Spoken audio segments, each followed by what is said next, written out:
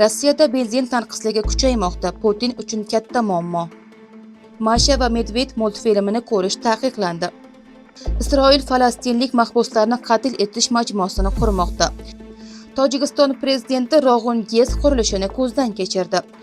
O'zbekistonda ilk bor pulli yo'l ishga tushdi. Narxlar qanaqa? Rossiyada benzin tanqisligi kuchaymoqda. Putin uchun katta muammo.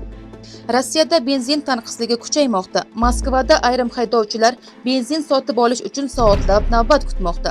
Eng qizig'i, ayrim navbatlar 1 kilometrgacha cho'zilgan. Ba'zi zapravkalarda esa benzin sotuviga cheklovlar qayta joriy etilgan. Rossiya odatda yoqilg'i eksport qiluvchi davlat bo'lsa-da, hozir ichki bozorni ta'minlash uchun chet eldan benzin import qilishga majbur bo'lmoqda. Muammoning kuchayishiga neftni qayta ishlash zavodlaridagi uzilishlar va mavsumiy talabning oshishi sabab bo'layotgani aytilmoqda. Bu vaziyat Putin hukumati uchun jiddiy sinovga aylanishi mumkin. Masha va Medved multfilmini ko'rish taqiqlandi. Ukraina mashhur multserialni yaratish va tarqatishga aloqador 5 nafar rossiyalik hamda 4 ta tashkilotga qarshi sanksiya joriy qildi.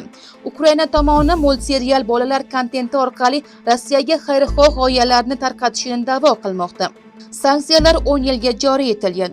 Endi Ukrainada serial kontentini bloklash va uning tarqatilishini cheklash uchun huquqiy asos paydo bo'ldi. Eng qizig'i, Masha va Medved dunyodagi eng mashhur multseriallardan biri. Uning ayrim epizodlari milliardlab marta tomosha qilingan. Endi esa bolalar sevib tomosha qilgan multserial siyosiy mojaro markazida. Isroil falastinlik mahbuslarni qatl etish majmuasini qurmoqda. Milliy xavfsizlik vaziri Itamar Ben-Gvir falastinlik mahkumlarni o'lim jazosiga hukm qilish uchun qurilayotgan maxsus majmuani ko'rsatdi. U yerda terrorchilikda aybdor deb topilgan mahkumlarni osib qatl etish rejalashtirilmoqda. Eng keskin tomoni, qatl jarayonini qurbonlarning oilalari kuzatishi uchun ham maxsus xonalar qurilmoqda. Bu qaror inson huquqlari tashkilotlarining qattiq tanqidiga sabab bo'lmoqda. Tojikiston prezidenti Rog'un GES qurilishini ko'zdan kechirdi. Tojikistonda dunyodagi eng baland GES qurilmoqda. Prezident Emomali Rahmon Rog'un GESiga borib ulkan to'g'on qurilishini ko'zdan kechirdi. Hozir bu yerda 20 mingdan ortiq ishchi va muhandis mehnat qilmoqda. To'g'on balandligi esa 1155 metrga yetgan. Loyiha to'liq yakunlansa, Rog'un GES Markaziy Osiyodagi eng yirik va dunyodagi eng baland gidroelektr stansiyasiga aylanadi. Buning uchun Tojikistonga yana qariyb 5,8 milliard dollar mablag' kerak bo'ladi. Ammo loyiha ekologlar tomonidan ham jiddiy xavotirlar bilan qarshilanmoqda. O'zbekistonda ilk bor pulli yo'l ishga tushdi. Narxlar qanaqa? O'zbekistonda birinchi pulli avtomobil yo'li ishga tushdi. Urganchdan Xivaga borish endi pulli bo'ladi.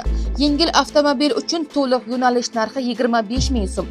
28 kilometrlik qisqa yo'nalish uchun esa 20 ming so'm etib belgilandi. Yuk mashinalari va avtobuslar uchun to'liq yo'nalish 40 ming so'm. Qisqa yo'nalish esa 25 ming so'm etib belgilangan. Hozir to'lov tizimi sinov rejimida. 25 avgustdan boshlab tizim to'liq ishga tushiriladi. Yangi 4 tasmali yo'l orqali Urganchdan Xivaga borish vaqti 45-50 daqiqadan atigi 15-17 daqiqagacha qisqarmoqda. Xalqaro maydondagi eng muhim va ishonchli yangiliklarni birinchilardan bo'lib kuzatib borish uchun kanalimizga obuna bo'ling. Videoga like bosing va mavzu bo'yicha fikringizni izohlarda yozib qoldiring. Xayr, salomat bo'ling.